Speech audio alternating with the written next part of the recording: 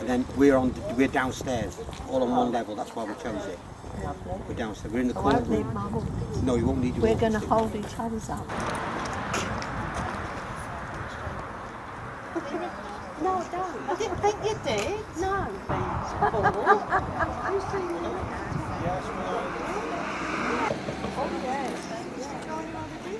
Yeah. And I'm 91.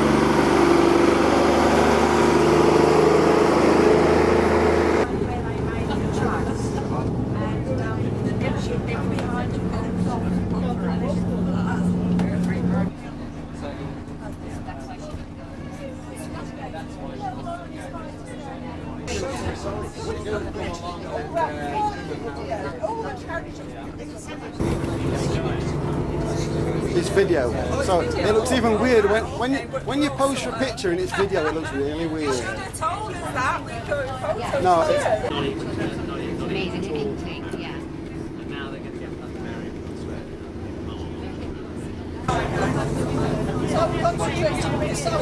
I know it's a bit.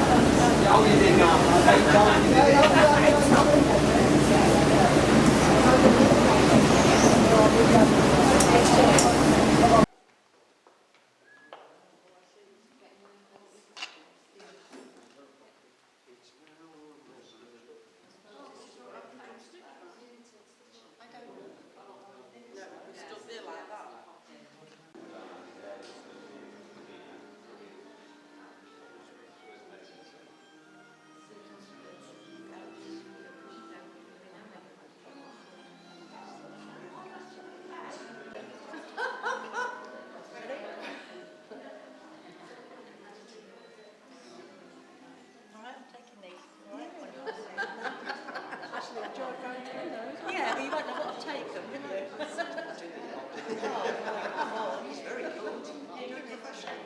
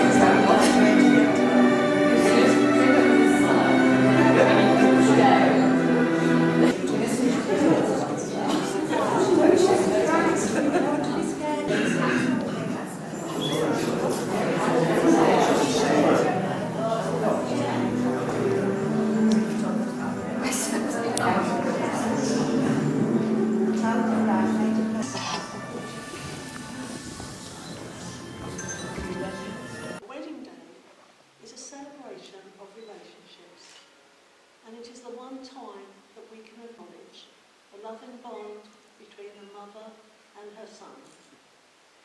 Alex, you have brought Diane here today to be married to Robert.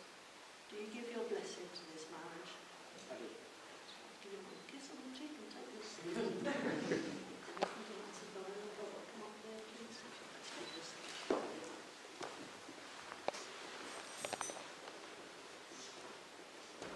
You're all here today to witness the joining in marriage of Robert Pressley and Diane Joy Cafferty. But if any person knows of a lawful reason why this marriage should not take place, they should declare it now. And you both. Marriage, according to the law of this country, is a union of one man with one woman, voluntarily entered into for life, and to the exclusion of all others. It is solemn and it is binding.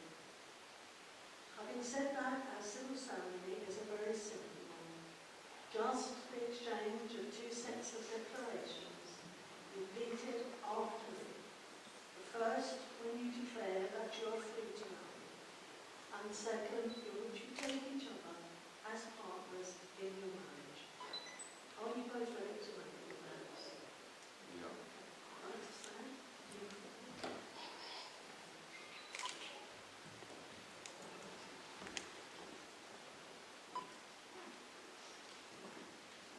Before you take your vows, Robert, will you take Diane to be your lawful wedded wife, to be loving, faithful, and loyal to her for the rest of your married life together? And Diane, will you take Robert to be your lawful wedded husband, to be loving, faithful, and loyal to him for the rest of your married life together? So if you're with this one, then I'll start with you, Pressley. I do solemnly declare I do solemnly declare that I know not I know not of any lawful impediment any lawful impediment why I, Robert Pressley, that I, Robert Pressley, may not be joined in matrimony may not be joined in matrimony to Diane Joy McCafferty. Diane Joy Cafferty. I do solemnly declare I do solemnly declare that I know not that I know not of any lawful impediment any lawful impediment why I, Diane Joy McCafferty, why I, Diane Joy Cafferty, may not be joined in matrimony may not be joined in matrimony to Robert Pressley. to Robert Pressley. Can I call up the two witnesses, please? I have Tina and Tim. You're not going to stand on the side of Robert.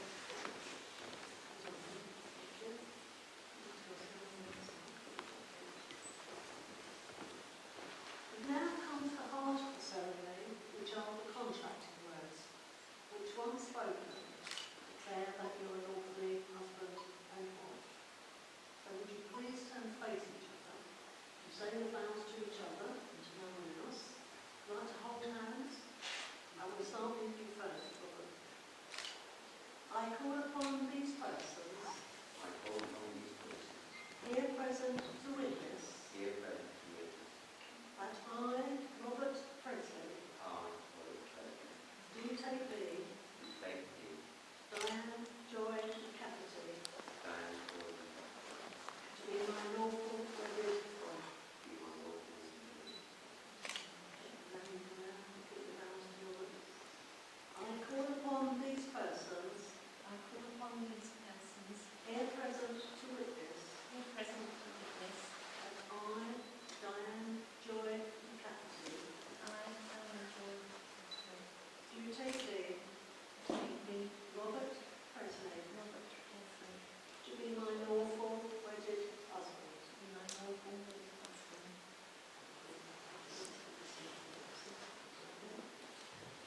And now we come to the exchange of rings. The ring has an important significance in a relationship. It is the English way of sealing a contract, It is a circle with no beginning and no end, signifying unending and everlasting love. So Keith, would you like to step forward with your rings? You want to stand at the side. Robert, if you take the ring that you have for Diane, place it on the third finger of her left hand and repeat after me. I give you this ring as a token of my love and my loyalty, and as a reminder of the vows I have made to you today. May you wear it with joy and love now and always.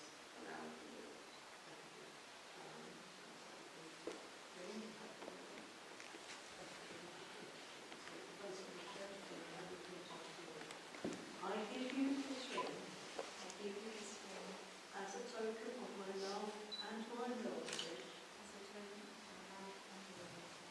and a reminder of the vows I have made to you today. May you wear it with joy and love now and always. So, Robert and Diane, now that you have made these solemn and binding declarations here before us all today, it gives me great pleasure in declaring that you are now lawfully husband and wife.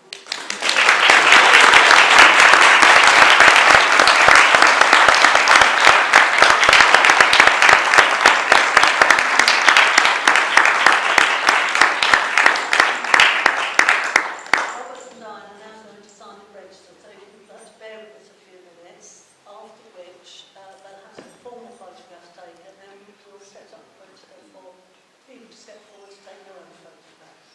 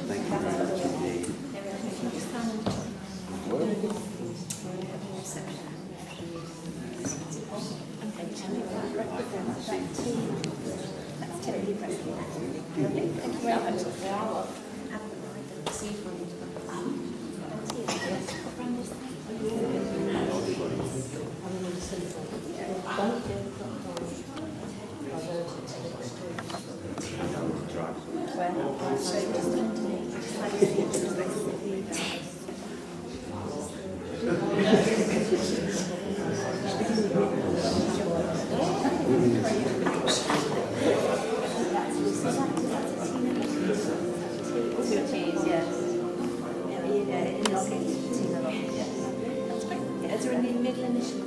No, that's great. Okay, very much. Thank you. Thank you.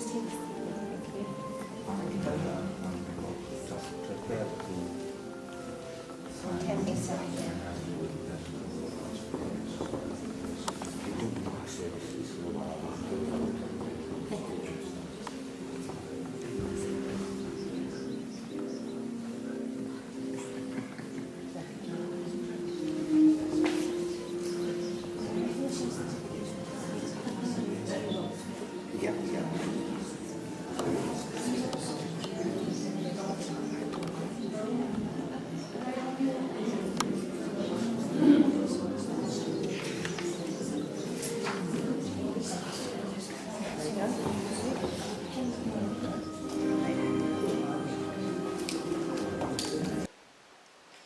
Once in a lifetime, you find someone who touches not only your heart, but also your soul.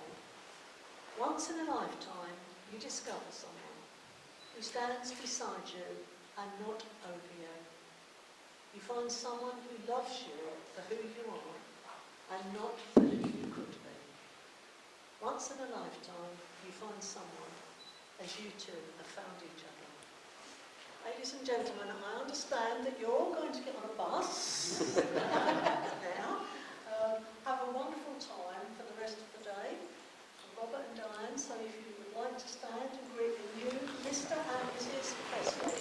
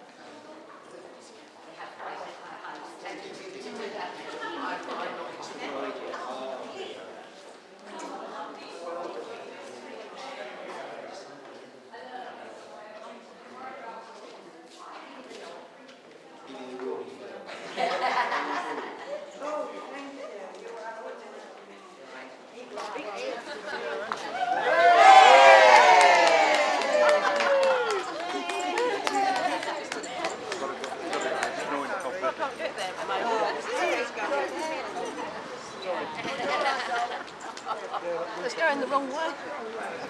Oh, it's gone down my dress. It's gone down my top.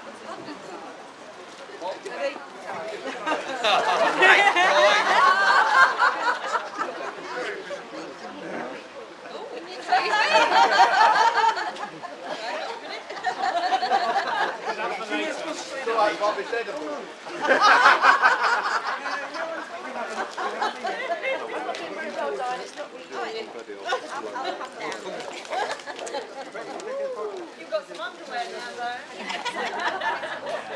It's going in the underwear.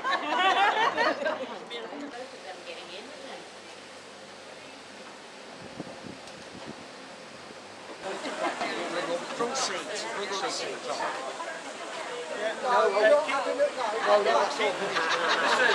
you've got the back seat.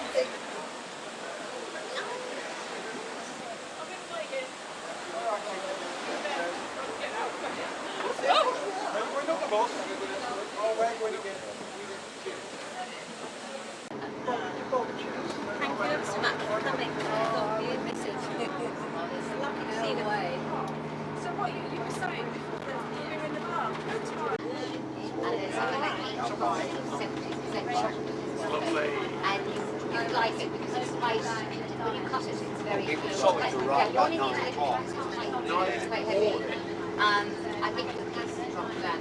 But then you know the big biscuits all the way around. And then on the top, tomorrow morning I have to buy some fresh soup. So it looks quite professional. Something I would do here. It's a little bit.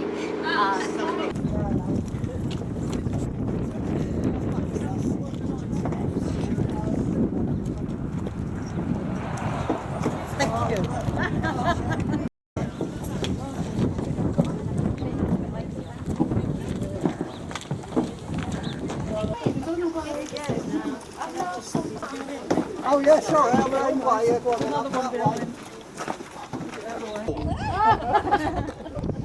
Again, Dad.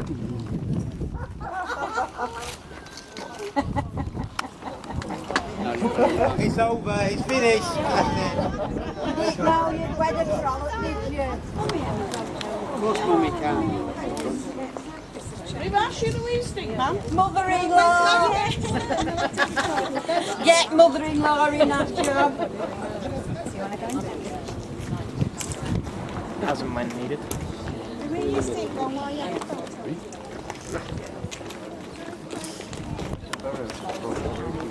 Smile.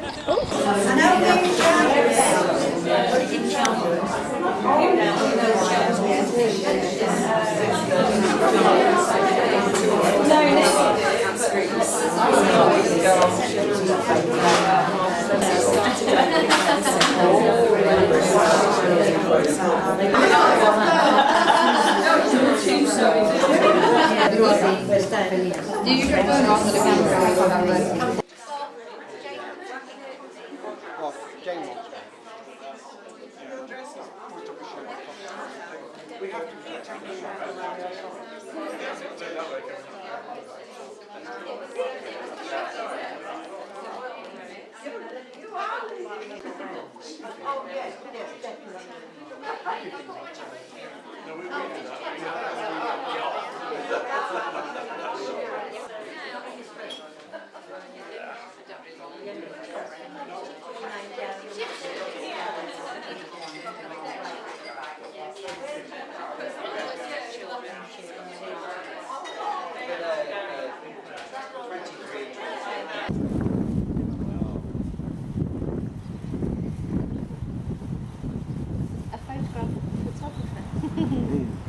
Everybody does this and forget this is a video camera.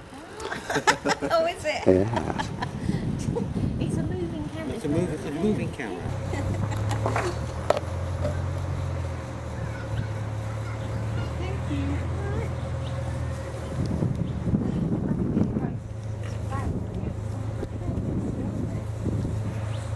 So, well, I'll stay like this till after the meal, and I'll change after.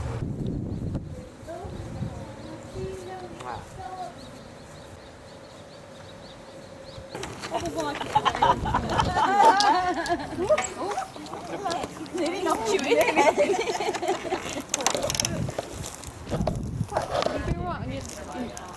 Me.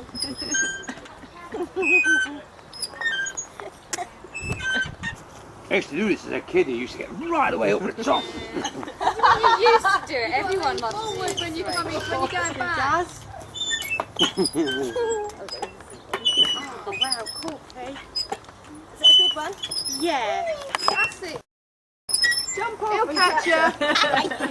Woohoo! Ashley, just stand behind. Makes a good shot. Yeah. You're pushing her. Yeah, stop me, because I can't push on.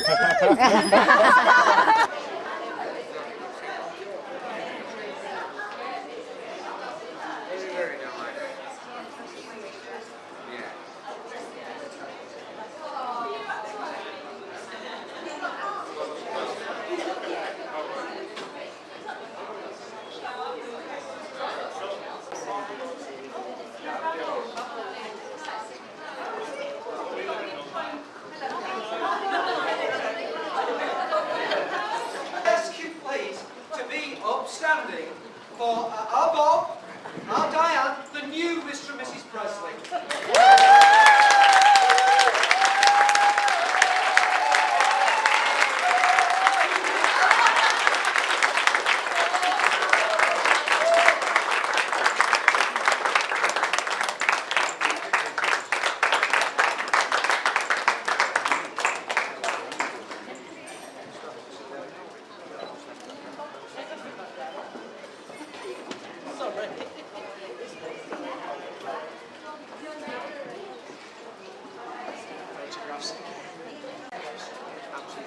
Yes, it's all been perfect.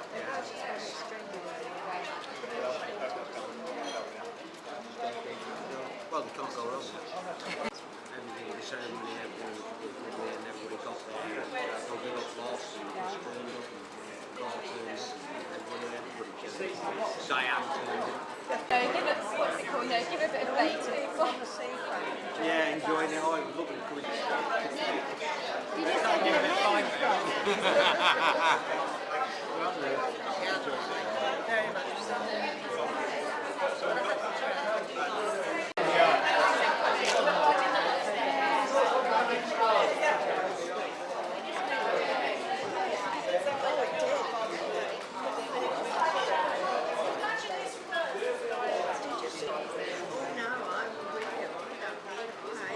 I've done hairdresser doing my hair. I can't do hair.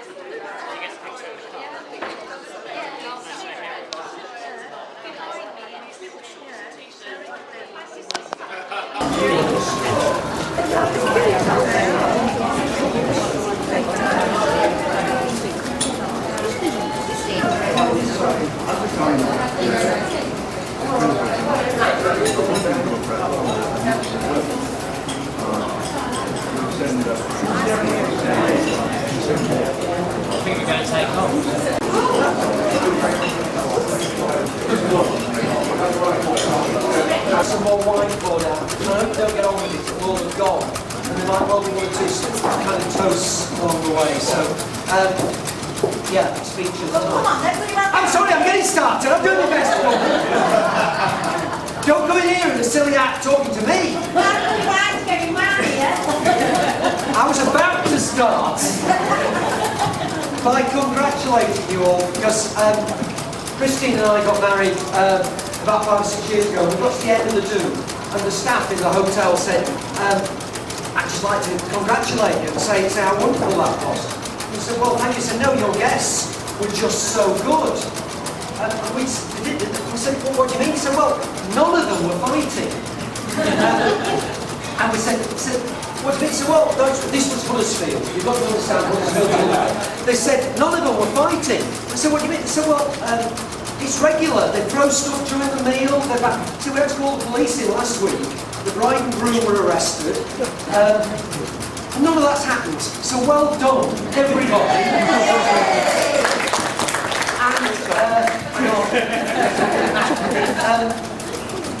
I think I'm supposed to talk about Bob, so I'm going to reminisce. Please forgive me, and I'll try and keep it as clean as I can. Bob is Uncle Bob to my kids. and always has been.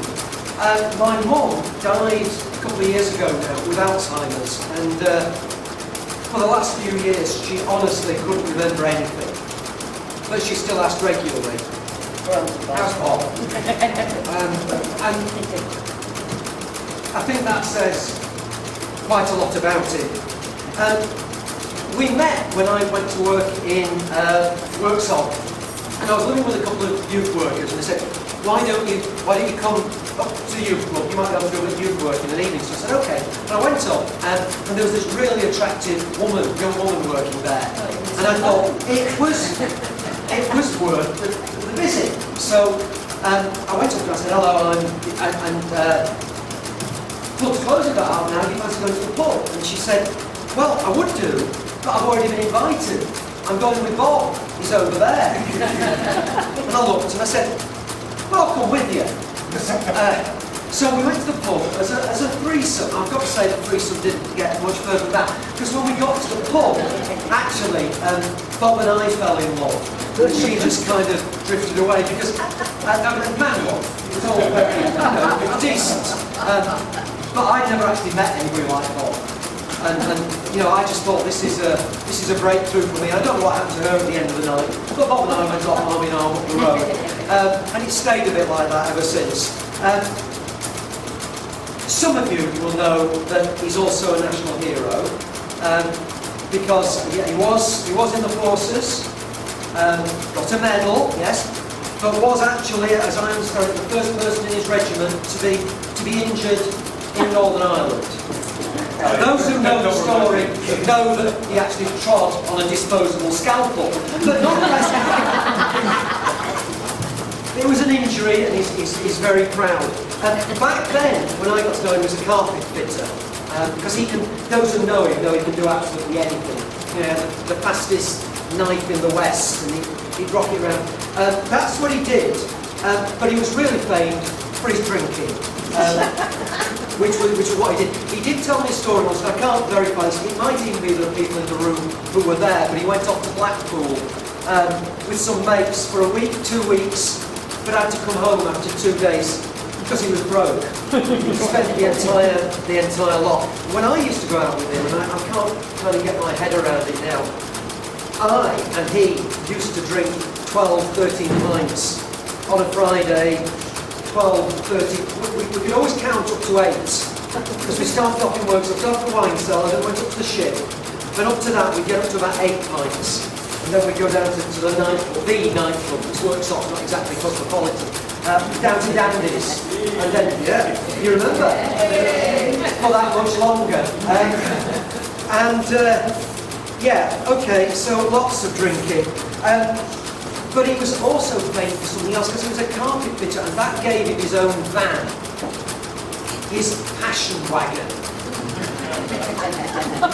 And when you're at the lights and at the side of the road, these guys pull, and these really souped up, and they've got music banging away.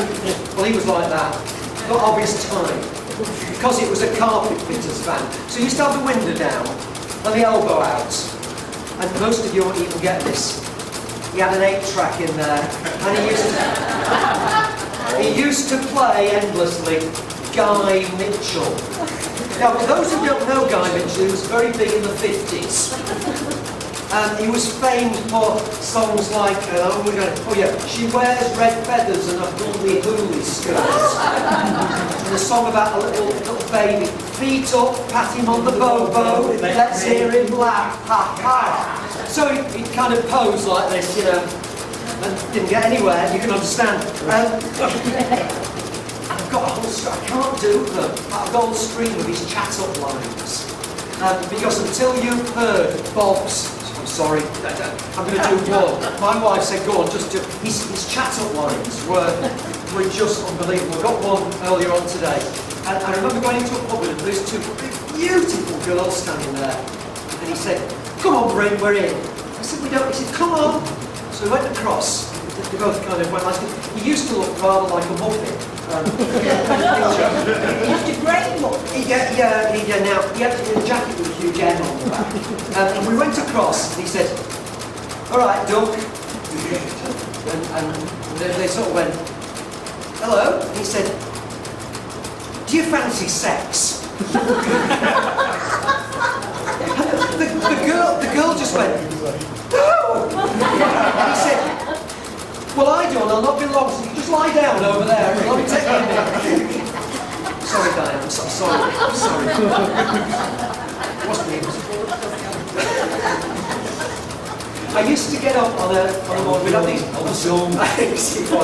used to get up in the morning and I used to kind of stagger into the living room, and he used to be kind of, I didn't even know he was there because we were drunk so much, he'd be passed out on the settee, and I'd look at him and say, Bob, and he'd say, Bryn, how did we get home? And we'd both go across the curtains and open the curtains, and the van would be outside, and miraculously driven us home, and different times, eh? Yeah, okay. He was a youth worker. I couldn't tell you. He would have been one of the greatest youth workers ever. And then the government brought in this thing where you have to have exam passes. And he just wasn't into that. So that kind of finished, which was pretty tragic. You can picture him now, he was also a very, very, very slim milkman. He used to hurdle, he was the fastest milkman in Carlton. He used to rush around, and he used to seem to organise his route so that all the most beautiful housewives were in when he got there. Yeah, and he used to spend most of his time avoiding the husbands. That was back then. And he's matured, as you can see, like a fine wine. And obviously the town councillor now.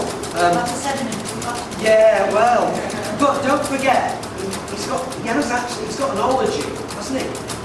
He's passed his exam. He's got an ology, and all those of you who were around in the 70s and 80s will know how outstanding that is. Bob has got an ology. Well done. He used to say to me, he used to say to everybody, he used to say, I'm not very bright, but I can carry heavy things. It's coming back. He's got an ology now, so we can revere him a little bit more. My memories of him were always on Manton, and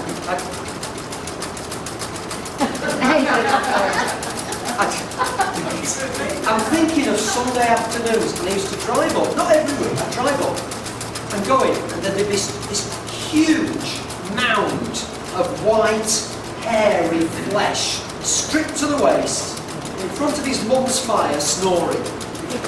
True? True. It's not your mum's spot. No, it's not your mum's spot. Do you like to sleep in the afternoon? Yeah. but he's been fretting about people looking at cricket scores and things. You don't realise that he actually used to be a top athlete as well. And it's something he keeps very quiet. Believe it or not, this man, has captained an England 11 that beat the Aussies. It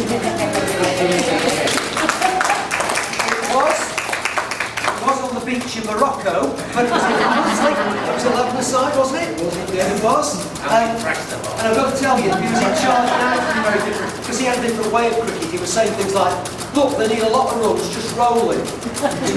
Or if he goes for a second, rugby tackling. It was a different style. He had his style. He's talking earlier, he's been to Marrakesh again recently. We went on a bus. We were on a bus in London, and we went round Marrakesh, and the speaking of all bus kept breaking down. And it broke down every half a day. And nobody could lend it except Bob. The tour company actually paid for all his dry cleaning on the trip, because he'd actually get off the bus and get into the engine and fix it. And we got massive. This is 30 odd years ago, and Morocco was pretty primitive. And the only person on the bus who didn't get ill was Bob, because he refused to eat anything healthy. He just lived out of tins, and he wouldn't drink any water. He just drank beer for the entire. We drove down France, Spain. That was all right. As soon as we hit Morocco, it was just beer. We got crates of beer. That was it till we left the country. And he used to get on the bus in the morning. And then all the Australians and English, and they were all shattered because they hadn't slept well on the campsite. And he used to go to the front. Morning exercises, everybody, come on! Hands in the air! Wave those hands. I don't care how long I've got to stand here. I've got books to mark. Did he not? Yes. And he said, wherever he went, he always knew somebody. He said, I know somewhere, anywhere in the world. And we pulled eventually to Marrakesh, went to this tiny little hotel in the back of nowhere. And he was the first off the bus, the bar was open.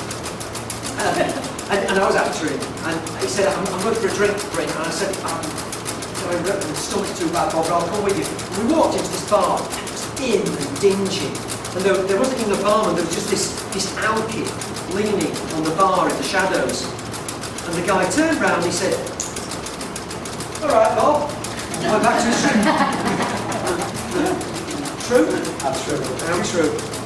And when we broke down the Sahara, he got us out of that as well. And I had diarrhea 3 times behind the same sand dune before he got us going. But he got us going. Always. He can fix, I think, anything. There's going to be an awful link coming up here, and I'm nearly finished, so bear with me. When I was in Worksop, I actually got myself locked into my own house with no key. And I climbed out the window and I went to the police station. I thought they must have lots of keys. They said, no, can't help you. So I called Bob. And Bob came back, they were deadlocked, the doors, and he just got me in. Didn't do any damage, just opened the back door for me. When I was in Leeds, and I needed panels on all my doors, I called Bob and he panelled the door. I'm in Wakefield now, the fridge was broken, I called Bob, he fixed the door. However, I know that Diane is never going to have to show Bob the door.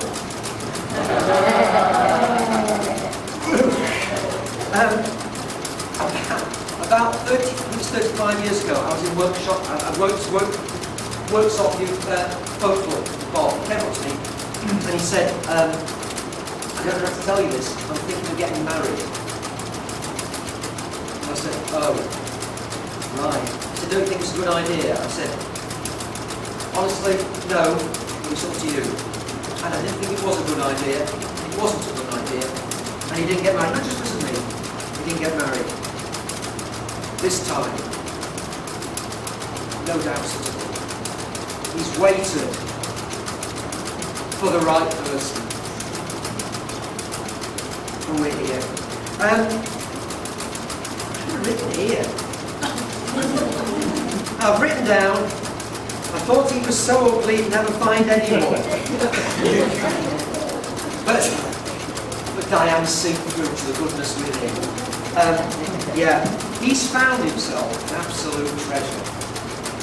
And you all know that. She's bright, and she's bright in absolutely every way. I mean, look at this. Much of this, most of this is to do with Diane. She's intelligent. She's beautiful. The boy's done good.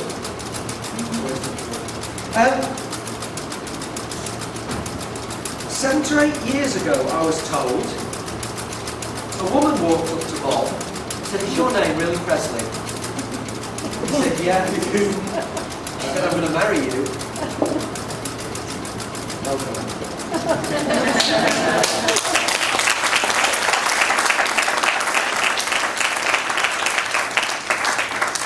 She's actually got herself a really good man.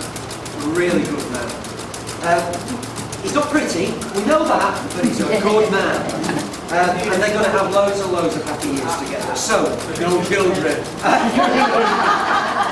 Could I ask you please to stand? Raise your glasses. And could I offer a toast to the bride and groom?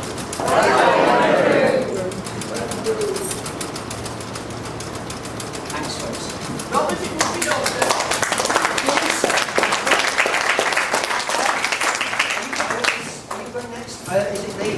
Is it the father of the bride next? The son of the bride next? So, are you going to do it? Are you going to come over here so that you have a chair, right? I'll bring my glass. Yeah, but otherwise everybody's all twisted around. And I've got to say, this was only sprung on him like an hour or 2 ago, so he's... I've got a bit of skill roll. I borrowed a pen, and I started writing something down, and I'll see how it goes. So, I think I'm right in saying that the last time my mum was here was at Full Monty concert, is that right then?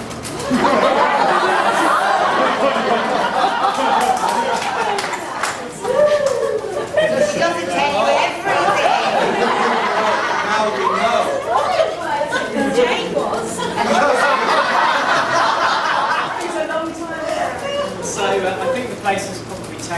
looks a bit more professional. So, Mrs. McCafferty,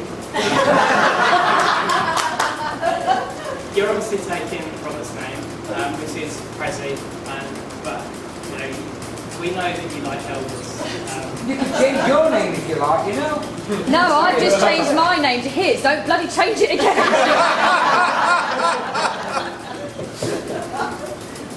So, the first time that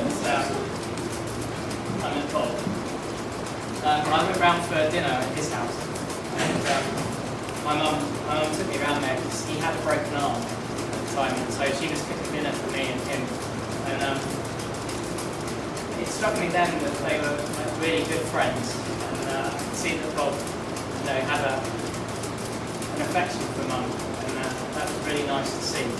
And Mum cared for him obviously because she'd been around to cook dinner for him. And ever since then, you know, Bob has been really kind to me, helped me out in times when I needed it. When I was slightly younger, we went out walking around the lanes with Tina and her dog, and Mum was mistaken by someone we met in the street as my sister. I don't know how you feel about that.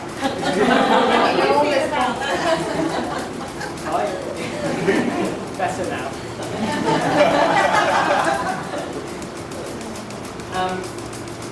I don't know if you know this, Bob, but Mum is a bit of a party animal. She used to stay up quite late listening to Warm Slippy. And like 2 in the morning, it would keep me awake. It was terrible. And another time, when I was about 6 years old, I think we had Tina and Colin round. And and they were drunk as skunks. No, that wouldn't have happened. Tina and Colin, I know. And they weren't having fun playing some adult, you know, funny game, Jenga or something like that. No, but they were playing with one of my toys, which was a little fishing game. It had little magnetic fishes that went round. They opened their heads like that. She's still playing with that. I haven't seen that toy since. But yeah, that night you made quite a lot of noise that kept me awake. And I seem to remember coming downstairs. You did. Yeah, and what did I say? How on earth am I supposed to sleep with all this racket going on? So I hope you know that you're married. All you've got to do is just go to her house, open the recycling bin, you look inside, and I know you will be barking at me. But it looks all about But in all seriousness, we don't have a very big family, and I can safely say that today my family has more than doubled the amount of people I've met. It's been really great meeting you, so I don't know what I've done with my glass. So thank you, and please raise your glasses to the bride and groom.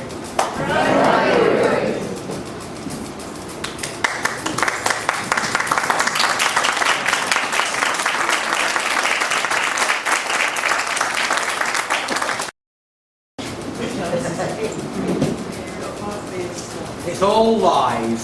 All lies. You know it's not.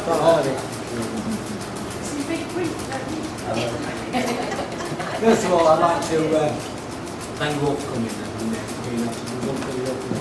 But there are a few people who couldn't be here today for whatever reason. And first of all, I'd like to give those at Thomas Village the ones that can't be here. So please, I have a toast for the absent.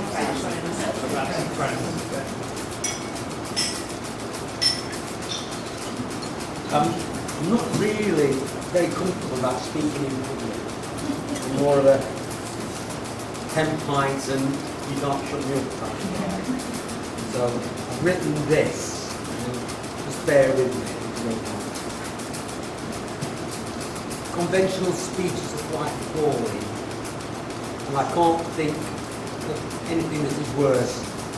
So I've decided to flout conventional and deliver it in verse.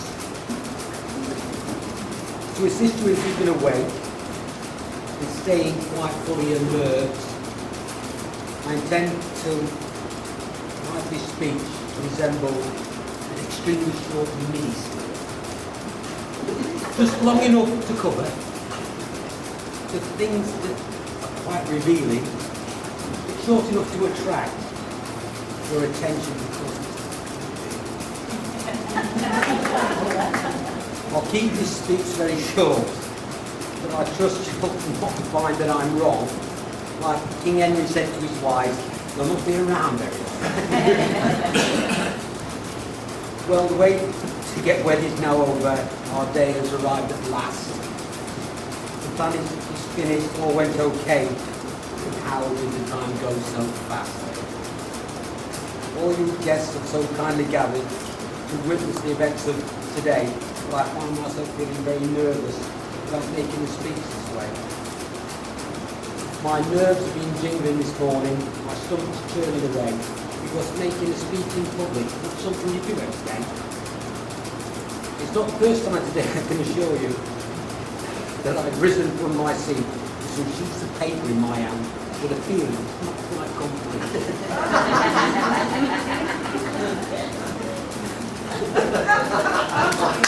Kills it, Alan. My task is now to express our thanks on behalf of myself and my wife, and the biggest thanks that is due to you all for sharing this day in our life. A special thanks to all those friends who have come from so far away. We're all delighted to have you with us. It's really made our day. With the formal ceremony now complete, and at last we're a husband and wife, to love, cherish and not obey, she says, each day for the rest of our lives. You can't imagine how happy it's made me. It's truly a wonderful thing. I feel so very, very proud to wear this one. I'm told that a secret of marriage for men is a good rule of thumb. Is whenever you're wrong, just admit it. And the rare times you're right, just stay still. The photos being taken today, I'm finding a bit of a strain. It's tough when you're a bit of a wrinkly like me to keep smiling again and again. But all the photos I'll always remember, all you friends who gave us your time to spend this wedding day with us and to be subjected to this awful life. I think Diane looks stunning, and the bridesmaid looks absolutely fabulous too. They make me feel quite under and forget that even though the suit is quite new. To me, Diane is beautiful. She's understanding, gentle and smart, with a lovely, sweet, caring nature that really touches your heart. She's all that a man could wish for, a partner that's truly exciting. I could go on and on with such plaudits, but Diane, you read what you're writing. So now I've made it quite clear that my words are what I meant. So it's time to toast, so please be upstanding for you ladies and gents. Now I trust my lovely Diane will not feel uncomfortably coy when we all drink a toast to Diane, my new bride and joy.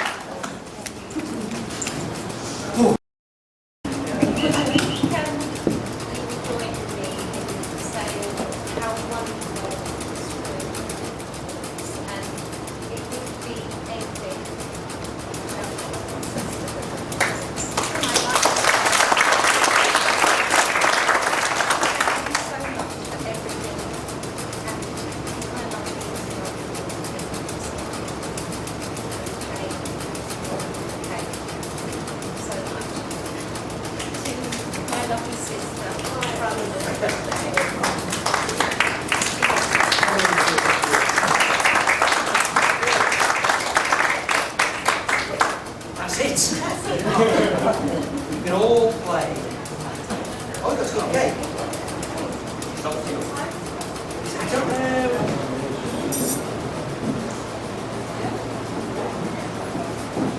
Who's allowed in?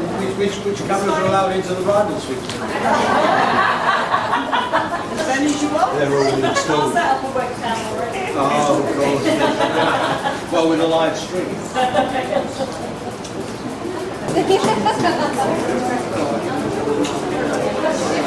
Somebody else now.